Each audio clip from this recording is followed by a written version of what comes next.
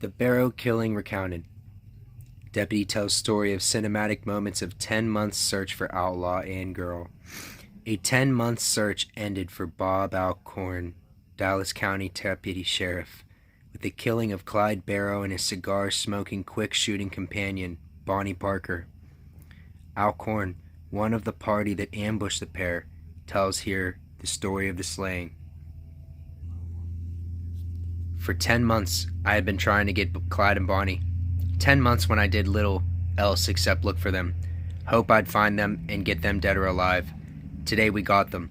They won't kill anyone else now. We got them as they came along the road. It was all over in a moment.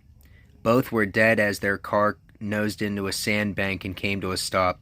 They didn't even fire a shot, but they had grabbed at their guns with our bullets knocked them over. I began following Clyde and Bonnie last summer. I got reports. They were here, there, and yonder.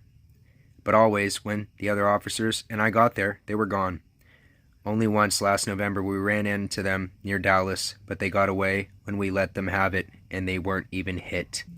Since then, I've been after them, and for the last 4 weeks, I've done nothing else all over the east and south Texas, southern Arkansas, and northern Louisiana, and even into Missouri and Mississippi, where we heard they had been. But they were always gone when we got there. A few days ago we got reports that Clyde and Bonnie had been through this part of the country and had been over the road through Gibson land. We hung around watching, but nothing happened.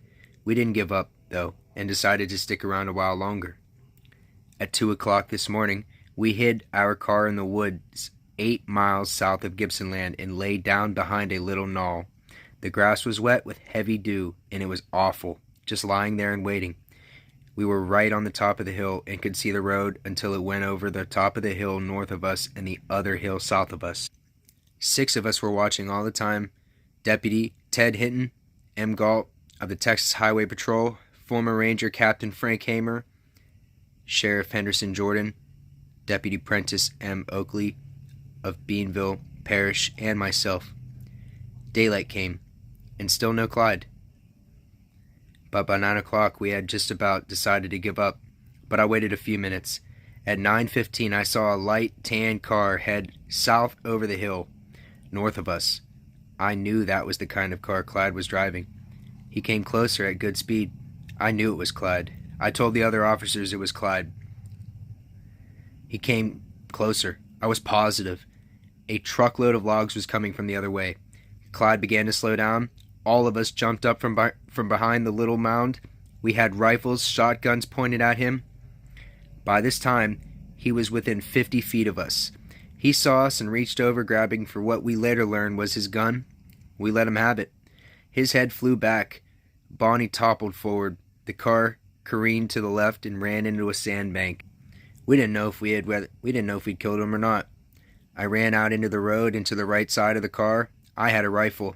I fired into the rear of the car and again into the right side of the car. The officers fired again. Nothing happened. We waited. Still nothing. We slowly walked up to the car, and Bonnie and Clyde were both dead in the front seat.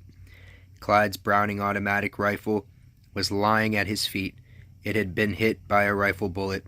He had reached for it, and one of his shots had knocked it out of his hand. Bonnie had a .45 automatic pistol in her lap, but she hadn't fired it either. They were dead, those two bandits and killers. Dead. Just as they had killed so many others in their murderous career. We got a wrecker from Gibson land, hitched it to the front end of their car, and without moving their bodies, brought the car to Arcadia. The bodies were taken out, a coroner's jury called, evidence given, the pair identified, and the jury held that they had come to their death from gunshot wounds. If you enjoy short stories like this where we basically go back in past and just read awesome newspaper clippings, like the video. And yeah, I'll see you soon. Really hope you enjoyed this. Peace out.